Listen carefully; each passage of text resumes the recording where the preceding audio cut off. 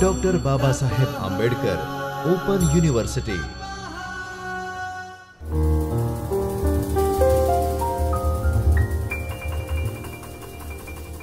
नमस्कार विद्यार्थी मित्रों, डॉक्टर बाबा साहब आंबेडकर ओपन यूनिवर्सिटी के चैतन्य स्टूडियो से मैं Shyam Murli Manohar Pandey, assistant professor political science, आप सभी का हार्दिक स्वागत एवं अभिनंदन करता हूं। विद्यार्थी मित्रों, आज हम चर्चा करेंगे पेपर 9 दक्षिण एशिया में सरकार अने राजनीति। इसका जो ब्लॉक है 3 और यूनिट 9 हम अध्ययन करेंगे। विद्यार्थी मित्रों, इस अध्याय का रूपरेखा इस प्रकार है। सबसे पहले हम इस इकाई के उद्देश्य पर चर्चा करेंगे, इसका परिचय और पाकिस्तान की विदेश नीति जो है उसके मुख्य निर्धारक क्या हैं, इस पे हम अध्ययन करेंगे। चाहे वो आंतरिक कारक हो या बाह्य कारक हो, कि ऐसे कौन कौन से फैक्टर्स हैं जो पाकिस्तान की फॉरेन पॉलिसी विदेश नीति का निर्धारण करते हैं, उसका अध्ययन करेंगे। जैसे कि भौगोलिक संरचना और एक हिस्टोरिकल फैक्टर जो ऐतिहासिक कारक रहा है, और पाकिस्तान के अपने अस्तित्व और पहचान की जो संकट है, इसके बारे में आज हम अध्ययन करेंगे। उसके बाद इस इकाई को हम आज समझेंगे। उद्देश्य: इस इकाई को पढ़ने के बाद हम पाकिस्तान की विदेश नीति के जो मुख्य निर्धारक हैं, जो बेसिक डिटर्मिनेंट्स हैं, जो मेन डिटर्मिनेंट्स हैं, उनके बारे में हमारी समझ विकसित हो सकेगी। पाकिस्तान की विदेश नीति के उद्देश्य क्या हैं?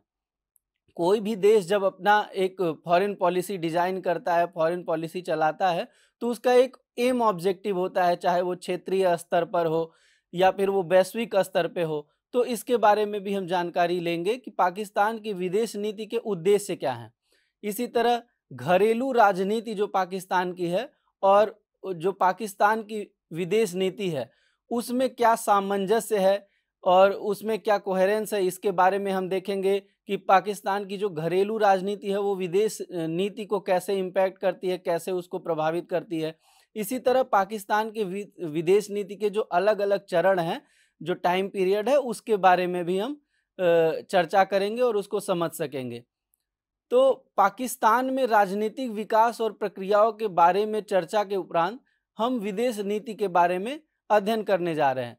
तो किसी भी देश की जो आंतरिक व्यवस्था होती है, उसका विदेश नीति पे असर होता है। पाकिस्तान की का डेमोक्रेटिक स्ट्रक्चर क्या है, डेमोक्रेटिक प्रोसेस क्या है, वहाँ के पॉलिटिकल इंस्टीट्यूशन कैसे काम करते हैं, वहाँ की राजनीतिक व्यवस्था कैसी है, ये सारे जो फैक्टर हैं, जो वहाँ की घरेलू राजनीति है, लोकतांत्रिक व्यवस्था, इन सब का असर वहाँ के विदेश नीति में देखा जा सकता है।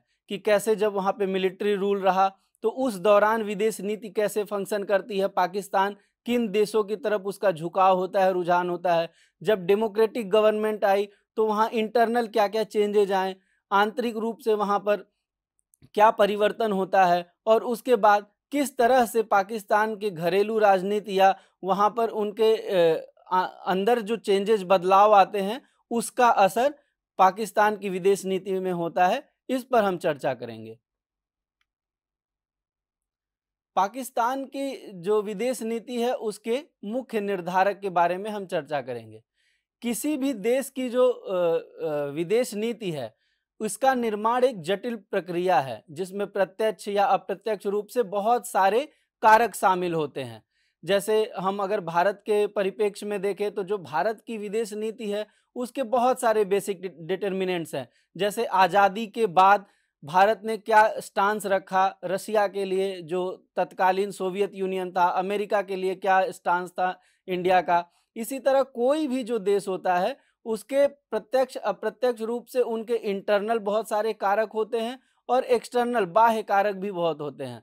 और ये जितने भी कारक हैं, ये एक तरह से समुचित रूप से जब मिलते हैं तो विदेश नीति के निर्धारक बनते हैं। इन्हीं कारकों के आधार पर उसको बेस बना के इसी हिसाब से कोई भी कंट्री, कोई भी जो देश है, वो अपना विदेश नीति निर्धारित करता है कि जिससे उसको वैश्विक स्तर पर भी कोई संकट ना हो और अपने घर में भी, घरेलू राजनीति में भी कोई दिक्कत का सामना ना करना पड़े।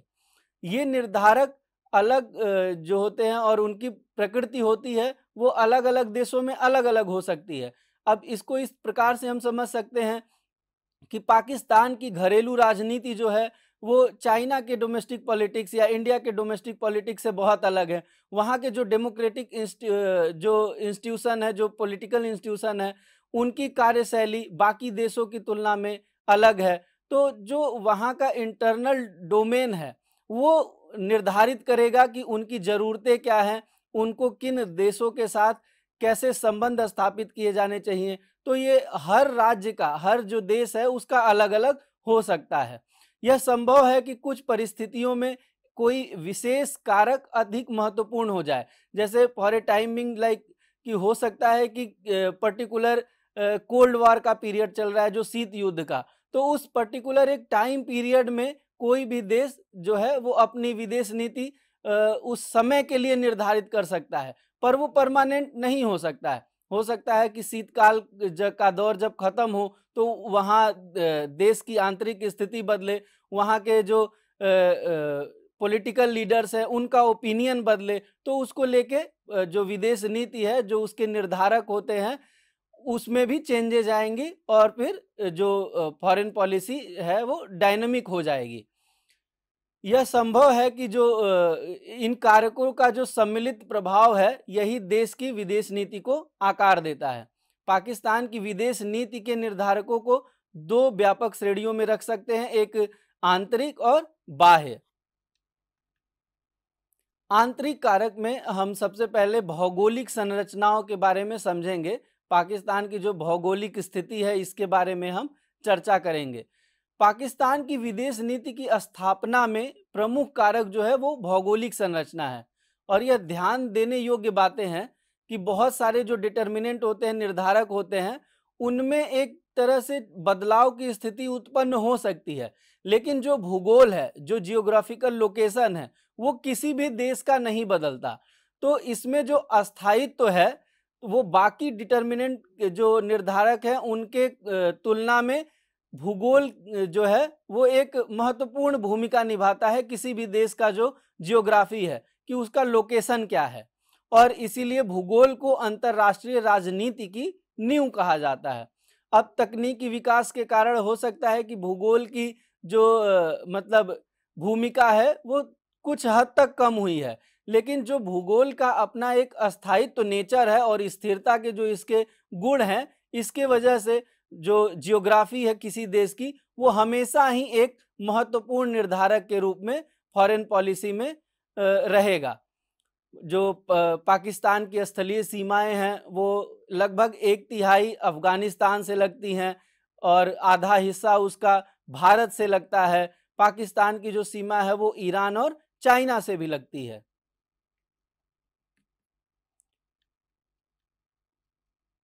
सोवियत रूस, जब 1990 के दशक से पहले की हम स्थिति देखें तो जो सोवियत संघ था उसका भी पाकिस्तान के कब्जे वाले कश्मीर से दूरी बहुत कम था। तो जियोग्राफिकल लोकेशन पाकिस्तान का कुछ इस तरह से था कि उसकी करीबी सोवियत संघ से भी थी। जो उसने पाकिस्तान ने भारत के कश्मीर के हिस्से को अनाधिकृत रूप से जो कब्जा किया है, उस हिस्से से पाकिस्तान और सोवियत संघ की दूरी ज़्यादा नहीं थी। पाकिस्तान के दक्षिण में अरब सागर स्थित है। पाकिस्तान फारस की खाड़ी और जो अदन की खाड़ी है, गल्फ ऑफ अडन, इसके प्रवेश द्वार के रूप में काम करता है। अडन की खाड़ी से सुएज नहर के जो सुएज कैनाल है उसके माध्यम से उसको लाल सागर से जोड़ती है, और इस भौगोलिक स्थिति का पाकिस्तान की विदेश नीति पर सीधा प्रभाव पड़ता है। चीन तथा सोवियत संघ के साथ जो भौगोलिक पाकिस्तान की नज़दीकी रही है, इसकी वजह से संयुक्त राज्य अमेरिका जो यूएसए है वो भी पाकिस्तान की तरफ आकर्षित होता रहा है। अब हम पाकिस्तान की विदेश नीति में जो ऐतिहासिक कारक रहे हैं उस पर चर्चा करेंगे। पाकिस्तान की विदेश नीति को आकार देने में इतिहास की भूमिका और उसके महत्व पर चर्चा करते समय दो महत्वपूर्ण बिंदुओं का हमेशा ध्यान देना होगा। पहला, पाकिस्तान जो 1947 में ही एक अलग राज्य के रूप में अस्तित्व में आया था, उसके पास कोई ऐतिहासिक विरासत या परंपराएं नहीं थी, क्योंकि पाकिस्तान का उदय 1947 में हुआ, वो भी भारत और पाकिस्तान एक तरह से भारत के विभाजन के बाद आया, तो उसका कोई एक अलग मतलब उनकी विरासत और परंपराएं नहीं रही हैं, वो भारत से साझा ही करती हैं। दूसरा, पाकिस्तान के निर्माण के अवसर अंतिम क्षण तक इतने सीमित थे कि 1947 से पहले उसकी विदेश नीति की दिशा नगण्य थी। तो अगर 1947 से पहले की स्थिति को हम देखें तो पाकिस्तान मतलब पाकिस्तान एक देश के रूप में स्थापित नहीं था। तो उससे पहले जब वो देश की एक कल्पना मात्र थी, तो उस वक्त उनकी विदेश नीति क्या होगी इसका कोई सोच विचार नहीं था, तो ये नगण्यता की स्थिति थी। 1906 में उभरी जो मुस्लिम लीग थी, उसकी कुछ आकांक्षाएं थी, अभिव्यक्ति थी और समस्याएं जो थी, वो पाकिस्तान की विदेश नीति के दृष्टिकोण पर एक अस्थायी प्रभाव उसका पड़ता है। जो मुस्लिम लीग पार्टी थी, जो उसने एक सेपरेट टू नेशन थियरी को जिन्होंने बढ़ावा दिया, तो इसके बारे में हम देखते हैं कि उनकी जो एस्पिरेशंस थे, आकांक्षा थे, या उनकी जो अभिव्यक्तियां थी, उसका प्रभाव पाकिस्तान की विदेश नीति पर देखा जा सकता है। इसी तरह मुस्लिम लीग का जो द्विराष्ट्र का सिद्धांत था, टू नेशन थियरी का, और उसकी इस्लाम समर्थक जो विचारधारा रही है, विभिन्न मुद्दों पर वो जो भारतीय राष्ट्रीय कांग्रेस से अलग अपने आप को या टकराव की स्थिति में पाते थे, या मुस्लिम लीग के प्रति जो ब्रिटिश रवैया था, ये सारे जो मामले हैं, जो सारी स्थिति है, ये पाकिस्तान के विदेश संबंधों पे असर डालते हैं। और इसका असर फिर हम आज़ादी के बाद देखते हैं, जो भारत पाकिस्तान के बीच एक अशांत संबंध रहा है, जो संबंधों में उतार चढ़ाव रहा है। तो इसका बैकग्राउंड हम आज़ादी से पहले ट्रेस कर सकते हैं, देख सकते हैं। इसी प्रकार विभाजन के दौरान जो सांप्रदायिक हिंसा हुए, जो उससे संघर्ष की स्थिति उत्पन्न हुई, जो दोनों देशों में संपत्ति को लेकर जो बंटवारे को विवाद हुआ, रियासतों के विलय पर, इसी तरह जनसंख्या का जो विस्थापन हुआ, ये सारी स्थितियां पाकिस्तान की विदेश नीति पर एक तरह से अस्थायी प्रभाव डालती हैं। और इसका परिणाम हम देखते हैं कि आज भी भारत और पाकिस्तान के संबंध बहुत ही मधुर नहीं रहे, उसमें उतार चढ़ाव की स्थिति रही, अशांत रही, और पाकिस्तान और भारत जो रहे, हमेशा पाकिस्तान की तरफ से भारत को एक दुश्मन देश की तरह से उनके साथ व्यवहार किया गया। अब हम चर्चा करेंगे पहचान की संकट, जो पाकिस्तान में अस्तित्व को लेकर लड़ाई है, पाकिस्तान के अपने होने की। पाकिस्तान की एक अलग पहचान बनाने की जो चाहत है पाकिस्तान के अंदर, उनकी पॉलिटिकल लीडरशिप की, उसका विदेश नीति पर एक गहरा प्रभाव पड़ा है। भारत और पाकिस्तान ये एक ही भूभाग के हिस्से हैं, और एक साझा ऐतिहासिक विरासत रहा है इन दोनों का, एक साझी सभ्यता रही है। तो 1947 में अचानक से अलग हो जाने पर और 1947 में पाकिस्तान के बन जाने से पाकिस्तान की कोई एक अलग पहचान नहीं हो सकती। पाकिस्तान को हमेशा ही भारत के उस हिस्से के रूप में देखा जाएगा जो 1947 में भारत से अलग हुआ है। तो पाकिस्तान को अपनी एक सेपरेट आइडेंटिटी, एक अलग पहचान बनाने की जो उनकी जद्दोजहद रही है, उसका भी विदेश नीति पर एक प्रभाव पड़ा। पाकिस्तान के लिए एक अलग राष्ट्र की जो स्थापना है, उसका स्थापना करना भी, उसका स्थापना जो हुआ उसको उचित ठहराना भी मुश्किल हो गया, क्योंकि हम देखते हैं कि पाकिस्तान जो टू नेशन थियरी पे बना, जो कि दो धर्म के लोग एक साथ नहीं रह सकते, उसके हिसाब से देखें तो भारत में मुस्लिम्स पॉपुलेशन पाकिस्तान की तुलना में ज़्यादा है। तो जो एक एम ऑब्जेक्टिव के साथ पाकिस्तान अलग हो रहा था, वो वहीं पर फेल हो जाता है। और पाकिस्तान के बीच अगर देखें तो उनके, भारत और पाकिस्तान के बीच नेचुरली कोई अलगाव नहीं है। ये 1947 में भारत से अलग हुआ एक भूभाग बना, जो एक धर्म के आधार पर बटा। परिणाम स्वरूप पहचान की जो अवधारणा का संकट है पाकिस्तान में, वो पाकिस्तान की विदेश नीति को हमेशा से सचेत करता रहा है कि पाकिस्तान हमेशा अपने आप को एक अलग पहचान हासिल करे और अलग पहचान बनाए। पाकिस्तान ने हमेशा भारत को संदेह की दृष्टि से देखा है, दुश्मन देश की तरह देखा है, और भारत के हर एक कदम को, जो भारत का जो भी एक सिंगल स्टेप है, वो डेवलपमेंट की तरफ हो या वो पॉलिटिक्स में हो या वो विदेश नीति में हो, उसको पाकिस्तान हमेशा से अपने अपोज में माना है, अपने विरुद्ध समझा है। विद्यार्थी मित्रों, आज के लेक्चर में बस इतना ही। हम फिर मिलेंगे किसी नए विषय के साथ। तब तक के लिए नमस्कार, धन्यवाद। स्वाध्यायः